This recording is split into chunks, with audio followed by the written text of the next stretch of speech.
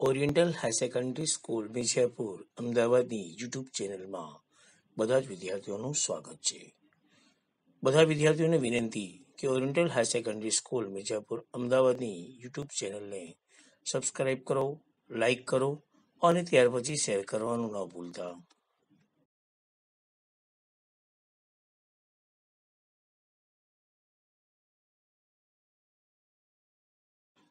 હું કુરેશી ગુલામ દસ્તગીર આઈ, ધોરણ 9, વિષય સામાજિક વિજ્ઞાન, પાઠ નંબર 10, સરકારના અંગો વિશે આપણે આજે વાત કરીશું.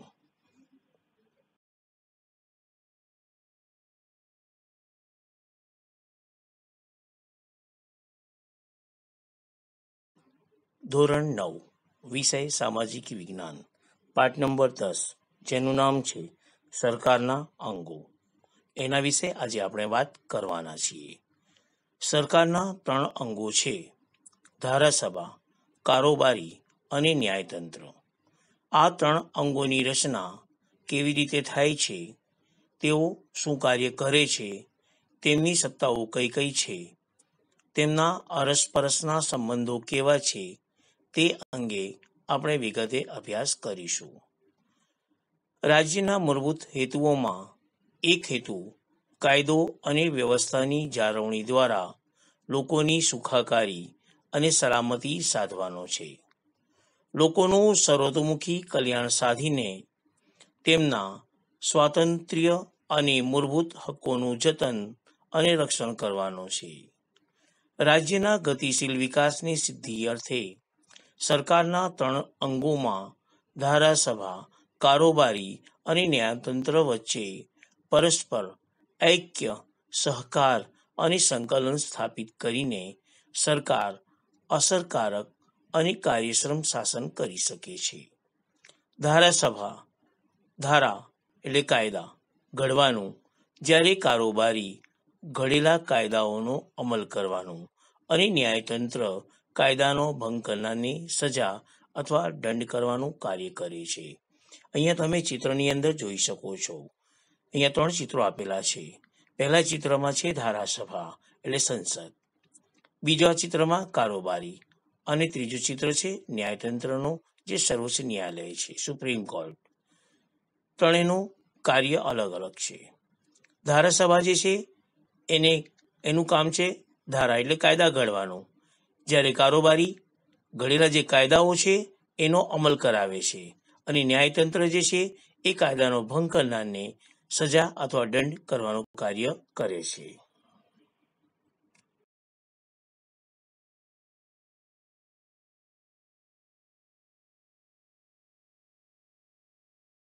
ભારતીય બંધારણમાં ધારાસભા એટલે સંઘ, કેન્દ્ર, સંઘ કક્ષાએ સંસદ અને રાજ્યોમાં વિધાન ગૃહો, કારોબારી એટલે સંઘ, કેન્દ્રમાં રાષ્ટ્રપતિ, વડાપ્રધાન અને પ્રધાનમંડળ અને તેનું કાર્યાલય તથા વહીવટીતંત્ર, જ્યારે રાજ્ય કક્ષાએ રાજ્યપાલ, મુખ્ય પ્રધાન અને તેનું મંડળ અને તેનું કાર્યાલય અને વહીવટીતંત્ર એકબીજા સાથે ગાઢ રીતે સંકળાયેલા છે.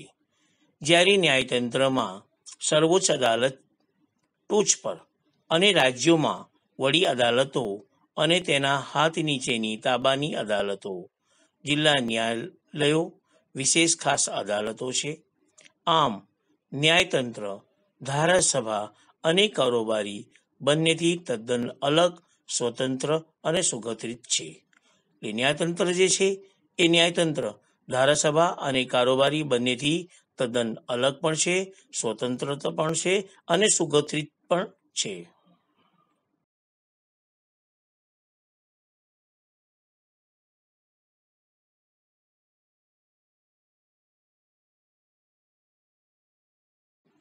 ભારત જુદા જુદા ઘટક રાજ્યોનું બનેલું એક સંઘરાજ્ય છે.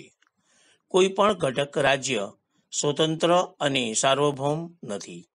ભારતમાં સંઘ અને રાજ્ય કક્ષાએ સંસદીય પદ્ધતિની રાજ્ય સરકારો વચ્ચે સત્તા વિશ્લેષણના સિદ્ધાંતો અનુસાર સત્તાનો વિશ્લેષણ થયો હોવાથી ધારાસભા અને કારોબારી વચ્ચે પરસ્પર ગાઢ અને પરસ્પરાવલંબીનો સંબંધ છે, જ્યારે ન્યાયતંત્રનું અલગ, સ્વતંત્ર, નિષ્પક્ષ એવું વિશિષ્ટ સ્થાન છે.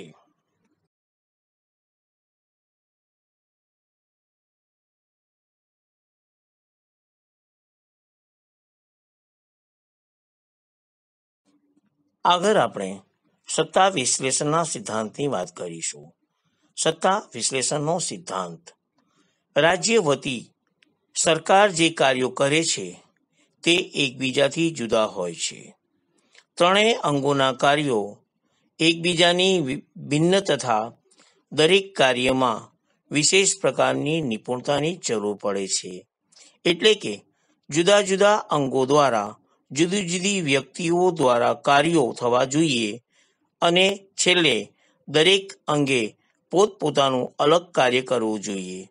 સત્તા વિશ્લેષણ થવાથી સત્તાના બેફામ ઉપયોગની સંભાવના ઘટે છે. ત્રણેય અંગોના કાર્યો થકી સરકારનો વહીવટ સરળ અને કાર્યક્ષમ બને તે માટે તેમની વચ્ચે સત્તાનો વિશ્લેષ કરવો જરૂરી છે. દાખલા તરીકે, ધારાસભાને કાયદો ઘડવાની સત્તા છે, તે તેનો દુરુપયોગ ન કરે. તેથી કારોબારી અને ન્યાયતંત્રને કેટલીક એવી સત્તાઓ હોય છે જેથી તે ધારાસભાને નિયંત્રણમાં રાખે છે. તે જ રીતે કારોબારી પર ધારાસભા અને ન્યાયતંત્રો દ્વારા અંકુશ મૂકવામાં આવ્યો છે. તે જ રીતે ન્યાયતંત્રને ધારાસભા અને કારોબારી પર નિયંત્રણ મૂકવાની કેટલીક સત્તાઓ આપવામાં આવેલી છે. એટલે કે આ જે ત્રણેય અંગો છે એ ત્રણેય અંગો ઉપર એકબીજા પરસ્પર ધ્યાન રાખી શકે, અંકુશ રાખી શકે એવી સત્તાઓ એ ત્રણે ત્રણ અંગોને અલગ અલગ આપવામાં આવેલી છે.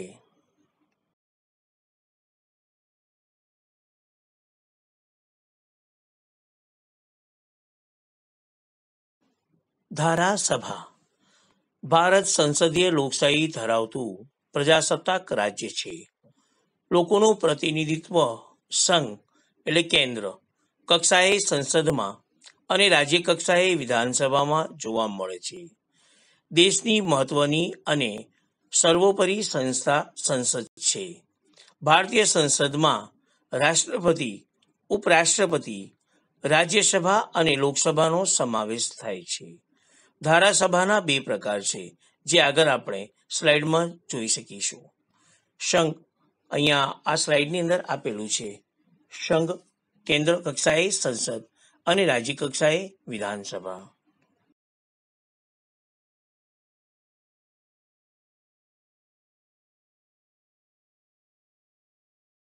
આગળ આપણે ધારાસભા એટલે શું એ આપણે જોઈ ગયા. ધારાસભાના બે પ્રકાર: પહેલો એકગૃહી ધારાસભા અને બીજો દ્વિગૃહી ધારાસભા. એકગૃહી ધારાસભા કોને કહેવામાં આવે? એટલે જ્યાં ધારાસભા એક જ ગૃહની બનેલી હોય છે, તેથી તેને એકગૃહી ધારાસભા કહેવામાં આવે છે. બે દ્વિગૃહી ધારાસભા. દ્વિગૃહી ધારાસભા કોને કહેવામાં આવે? એટલે કે જ્યાં ધારાસભા બે ગૃહની બનેલી હોય તેને દ્વિગૃહી ધારાસભા તરીકે ઓળખવામાં આવે છે. અહીંયા તમે જોઈ શકો છો કે ગુજરાતની અંદર એકગૃહી ધારાસભા છે, જ્યારે યુપી, મહારાષ્ટ્ર ત્યાં દ્વિગૃહી ધારાસભા છે. એટલે ત્યાં વિધાનસભા પણ છે અને વિધાન પરિષદ પણ છે.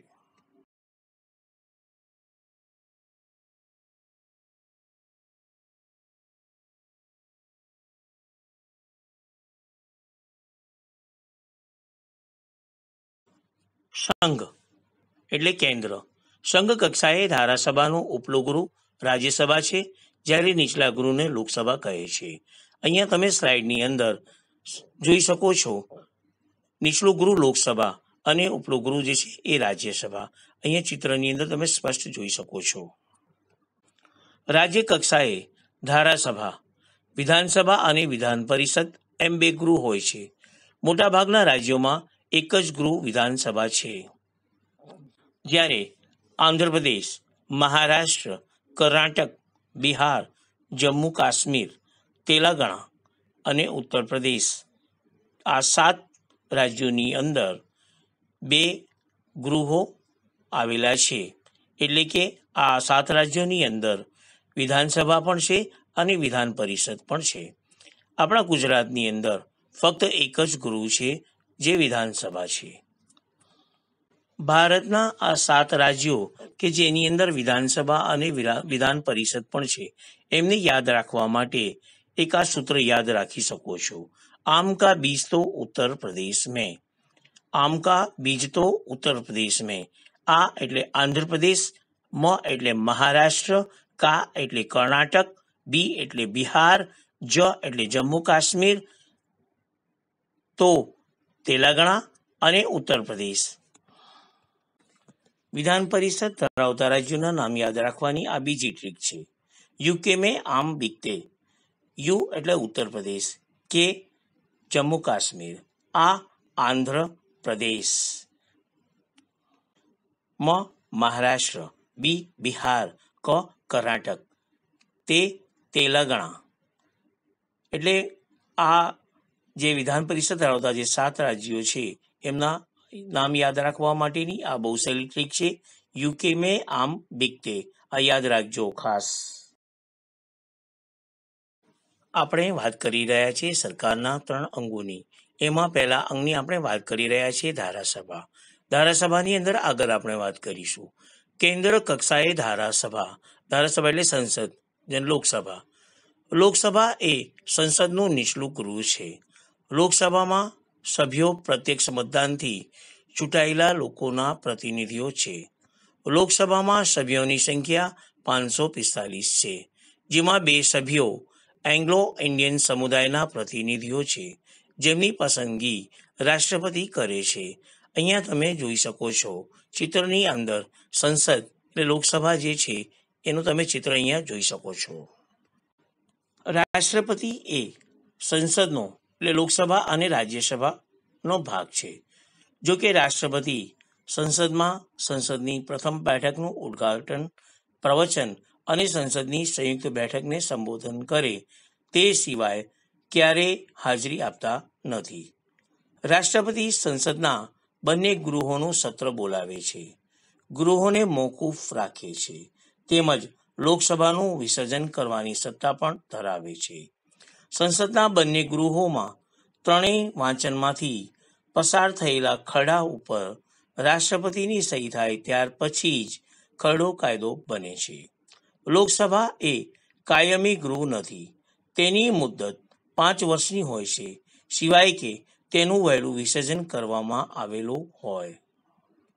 અહીંયા તમે ચિત્રની અંદર લોકસભા અને રાજ્યસભાનું ચિત્ર જોઈ શકો છો. ત્યાર પછી ત્રીજા ચિત્રની અંદર ભારતના જે રાષ્ટ્રપતિ, જે આજના આપણા ભારતના રાષ્ટ્રપતિ છે રામનાથ કોવિંદ, જેમનું તમે ચિત્ર જોઈ શકો છો.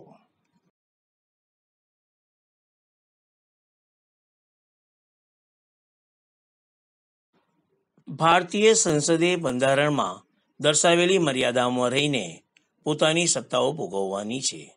તેથી બંધારણ સર્વોપરી છે, સંસદ નથી.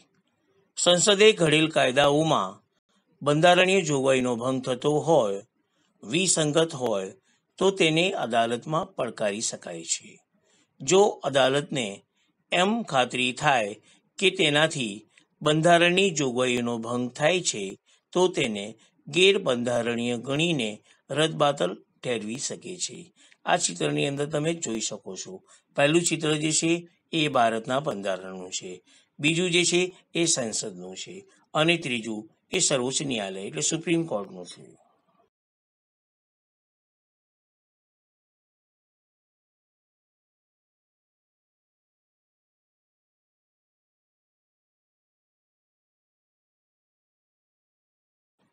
આગળ આપણે વાત કરીશું સંસદ સભ્યની લાયકાતો. સંસદ સભ્યની લાયકાત. લોકસભાના સભ્ય તરીકે લાયકાત મુજબ તે ભારતીય નાગરિક હોવો જોઈએ. એક વસ્તુ તમારે યાદ રાખવાની છે, કોઈ પણ સંસદ સભ્ય હોય, વડાપ્રધાન હોય, રાષ્ટ્રપતિ હોય, પૂર્વ રાષ્ટ્રપતિ હોય, મુખ્યપ્રધાન હોય કે કોઈ પણ હોય, તો તમારે સૌથી પહેલા એની લાયકાતની અંદર તમારે લખી જ દેવાનું છે કે તે ભારતીય નાગરિક હોવો જોઈએ. એટલે તમે જ્યારે લાયકાત પ્રશ્નની અંદર વાંચો એટલે સૌથી પહેલા તમારે આ લખી નાખવાનું કે તે ભારતનો નાગરિક હોવો જોઈએ. આ સંસદના સભ્ય માટેની પહેલી લાયકાત થઈ.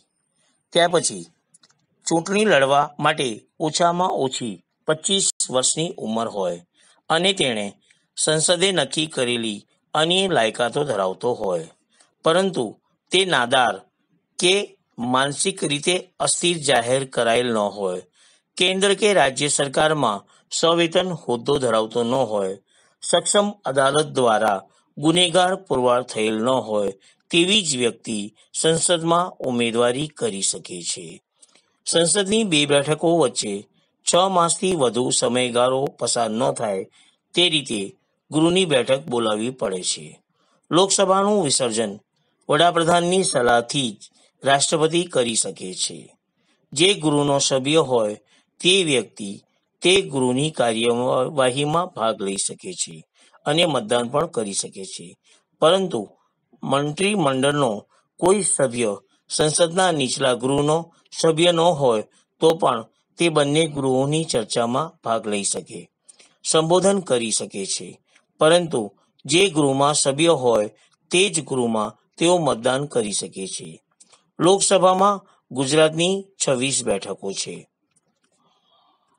સંસદમાં આખા ભારતની અંદર 545 લોકસભાની સીટો છે, સંસદની સીટો છે, જ્યારે આપણા ગુજરાત માટે 26 બેઠકો ફાળવેલી છે. લોકસભાની મુદ્દત 5 વર્ષની હોય છે. જો કે તે અગાઉ રાષ્ટ્રપતિ તેને વિખેરી નાખી શકે છે. રાષ્ટ્રીય કટોકટીમાં તેઓ 1 વર્ષ સુધી લંબાવી શકે છે. રાષ્ટ્રપતિ એ લોકસભાનું વિસર્જન કર્યું હોય તો તે પગલાંને અદાલતમાં પડકારી શકાતું નથી. અહીંયા તમે ચિત્રો જોઈ શકો છો. સંસદ સભ્ય થવા માટે સૌથી પહેલા તો ભારતનો નાગરિક હોવો જોઈએ અને 25 વર્ષની ઉંમર હોવી જોઈએ. હવે ઉમેદવારી કોણ ન કરી શકે? તો નાદાર એટલે કે જે ખૂબ જ દેવાદાર થઈ ગયો હોય અને કોર્ટ દ્વારા એને નાદાર જાહેર કરવામાં આવ્યું હોય. જેવું કે અહીંયા તમે ચિત્ર જોઈ શકો છો. વિજય માલ્યા બેંકોનો કરોડોનો કૌભાંડ કરીને અહીંયાથી બીજા દેશમાં જતો રહ્યો છે, એટલે એને નાદાર જાહેર કરવામાં આવ્યો છે. બીજો, ઉમેદવારી કોણ ન કરી શકે? તો માનસિક અસ્થિર હોય એટલે કે કોઈ ગાંડો હોય એ પણ આ ઉમેદવારી કરી શકતો નથી. ત્યાર પછી ઉમેદવારી કોણ ન કરી શકે? તો ત્રીજો છે ગુનેગાર, એટલે કે કોર્ટ દ્વારા એને જો સજા આપવામાં આવેલી હોય, એ ગુનેગાર હોય તો એ ગુનેગાર એ સંસદ સભ્યનો ઉમેદવાર થઈ શકતો નથી. જ્યારે ચોથું જે છે સરકારી કર્મચારી, જો સવેતન સરકારની કચેરીની અંદર જો એ નોકરી કરતો હોય તો એ સરકારી કર્મચારી પણ એ ઉમેદવારી કરી શકતો નથી, જે તમે ચિત્રોની અંદર આ જોઈ શકો છો.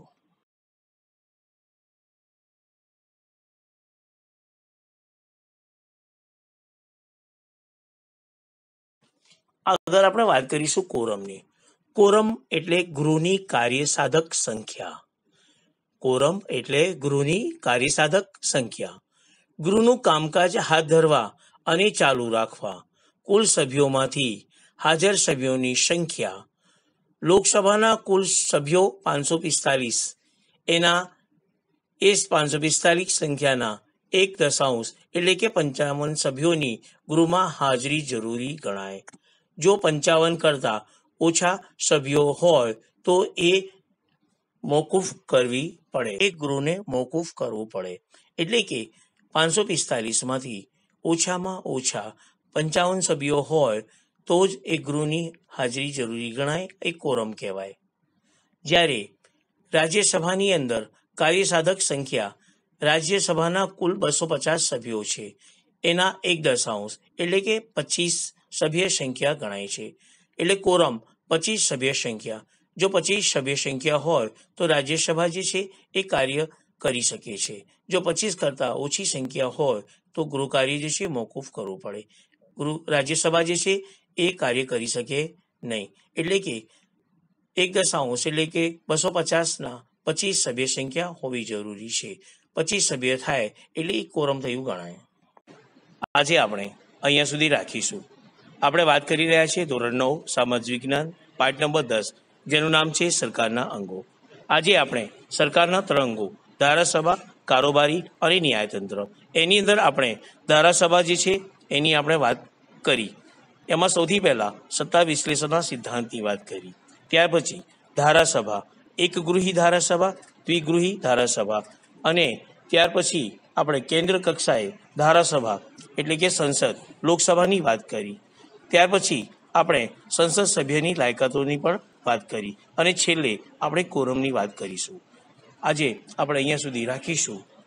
અહીંયા સુધી જે પાઠની મેં ચર્ચા કરી છે એ પાઠની અંદર આવતા પ્રશ્નોનો જવાબ જે છે એ તમારે પાઠ પૂરો થયા પછી એ લખીને રાખવાના છે.